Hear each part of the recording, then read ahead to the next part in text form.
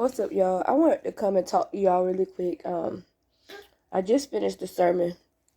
Um, just finished church, and the sermon for today was um, lame excuses. And so he posed the question, what lame excuse are we giving God?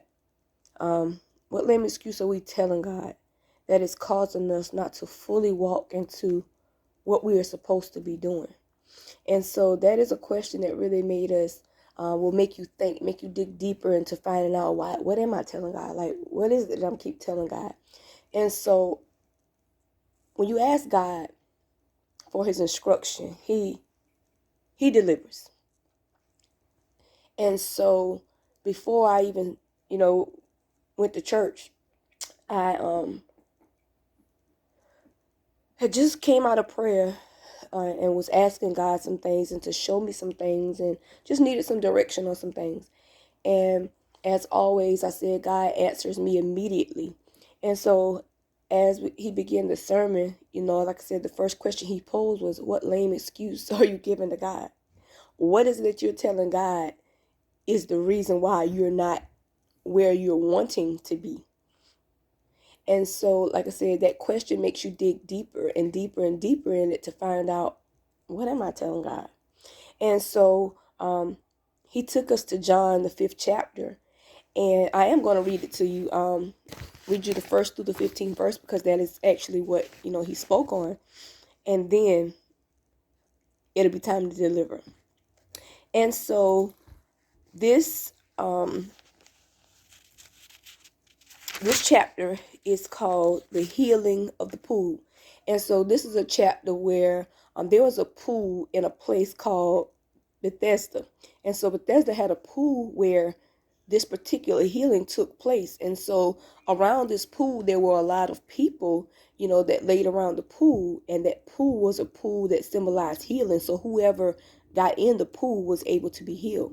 And so I'm going to read it. Sometime later, Jesus went up to Jerusalem for one of the Jewish festivals. Now there is in Jerusalem near the sheep gate a pool, which in Aramaic is called Bethesda, and which is surrounded by 5 covered colonnades. Here a great number of disabled people used to lie, the blind, the lame, the paralyzed. One who was there had been invalid for 38 years. When Jesus saw him lying there and learned that he had been in this condition for a long time, he asked him, "Do you want to get well?" "Sir," the invalid replied, "I have no one to help me into the pool when the water is stirred. While I am trying to get in, someone else goes ahead of me." Then Jesus said to him, "Get up, pick up your mat and walk."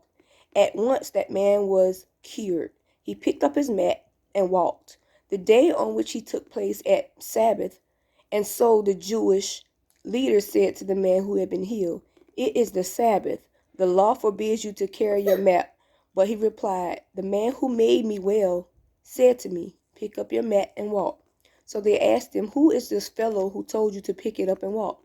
The man who was healed had no idea who it was, for Jesus had slipped away into the crowd that was there. Later, Jesus found him at the temple and said to him, "See, you are well again. Stop sinning, or something else worse may happen to you." The man went away and told the Jewish leaders that it was Jesus who had made him well.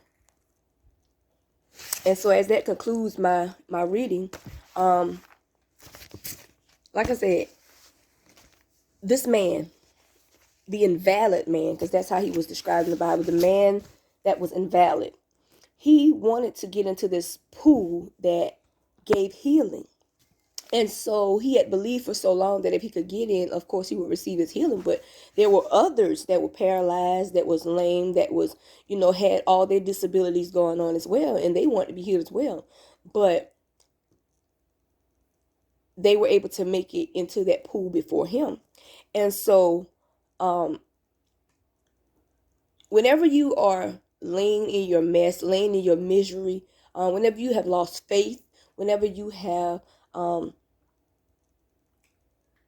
stopped believing, God has a grace. He has a grace and he has mercies that will still step in and overlook your lack of faith, your lack of disbelief, or whatever the case may be. And if he wants to do something for you, he's going to do it. And so in this particular case, all of those people, those disabled people, that kept going ahead of him, getting to the pool. Oh, I got chills just now. My God, when God get ready to bless you, to step in for you on your behalf, he will overlook those that are around you to come give you exactly what he had already promised in the beginning. And so as the man was laying on his mat, it was a guy that was approaching. And as he was approaching, he was walking over this person and that person. And he was moving around this person.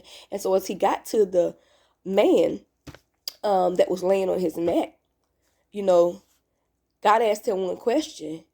And that question was, do you want to be healed? And so that's a question that makes us dig deeper. Do we want to be healed? Do we want to stay in that very place that we're in? Do we want to grow? Do we want to get better? And so when he asked him, Jesus asked him, do you want to get better? Do you want to be healed? And the man began to give all kind of excuses. He started talking about this and that and this and that and this and that. And God was like, he interrupted. He was like, hold up. Do you want to be healed? Okay. That man was giving so many different excuses to why he hadn't made it to that water, why this was like that, why he was like this. And God was like, hold up. I'm asking you. So here, God is that living water. God is that living water. So God doesn't need anything else outside of him to give you what it is that he wants to give you. There he was standing in front of this man in pure human form. And he asked them, do you want your healing? And he started giving them all the reasons about something else. So what reasons are we giving to God about something else? We'll go to God, we'll ask God about this, that, and this, that, and God will come. And he'll be like, well, what is it that you want? Do you want to be healed? And we say, God, well, I got this going on. This person did this. I lost my job. I can't get a job. God says, hold up. I'm here now. So he told him, hey, look, we're not worrying about that pool over there. Now that pool, mind you, this was an invalid man. So now God's like, no, that pool is now invalid because I'm here. And so the man got up. He got up. And when he got up, he was immediately healed. He was immediately able to walk. Jesus asked us things. Like I said, when we go to him in prayer about a lot of things, he asks us about things, and we'll take all this time drowning, wallowing in our misery. And it's just, and so as he got up, like I said, God doesn't just want us on our feet. God wants us walking once he gets us up. And so, like I said, it's hard doing the work. And like I said, I had just came out of prayer and was asking God some things and asking him for some directions for some certain things. And like I said, the things I had been telling God, or the things I had been asking God, the things I had been telling God in the prayer were actually excuses to what I had been asking. And so this message was just so good, because we have to trust God in every single step, in every single thing, in every single situation, for us to get to that place where he has called us to be. And it requires us to succumb to some things. It requires us to accept some things. It requires us to really just get to that place where we can just say, okay, God, I'm following you. I'm taking myself out of this and I'm following you. And so as he began to get up, as you begin to get up, as you begin to get up from your guilt, as you begin to get up from your shame, as you begin to get up from depression, as you begin to get up from whatever caused you to lay down in the first place, God will give us what we need. And so as the man got up, his legs were immediately strengthened. So when you get up from that place, once you decide, okay, what have I been telling God? What have I been telling God? As we decide to get up, God will immediately strengthen us for what's next. And so, like I said, it really lifted me in my spirit, because what I had been asking God was for direction to what, to some things that, I'm currently doing. And there, yet again, God answers. And he doesn't always answer us, like I said, in the ways that we expect him to answer us. And so just this message about this invalid man, a man that thought that because of where he laid, that because others were going before him, that he would never get to that place. So we continue to lay and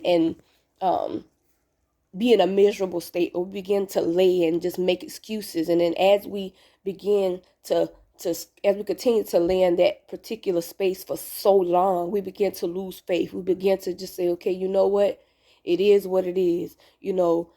I tried, and we begin to lose faith like that. But like I said, when it's time for God to step in, when it's time for God to take over, he's gonna come in, and he's gonna overlook, he's gonna overstep, he's gonna come around others to give you just what it is you need. But you have to get up. And so whatever you're going through, God is going to turn your situation into your testimony. And so as the man got up, and as he went, to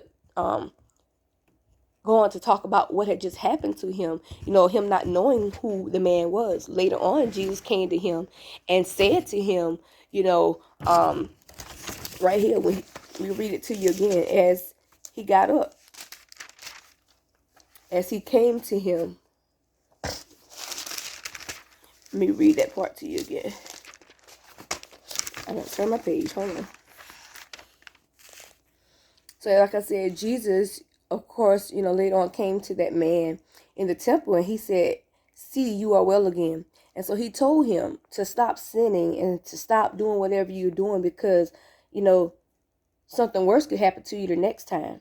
And so the man went away and told, the Jewish leaders that it was Jesus who had made him well. So in that time of him being touched, in that time of him being lifted, he didn't know who it was, because as he laid for those 38 years or whatever in the same position, in the same area in his life, just feeling like he was stuck because he couldn't get to where he needed to get to because others were going ahead of him. He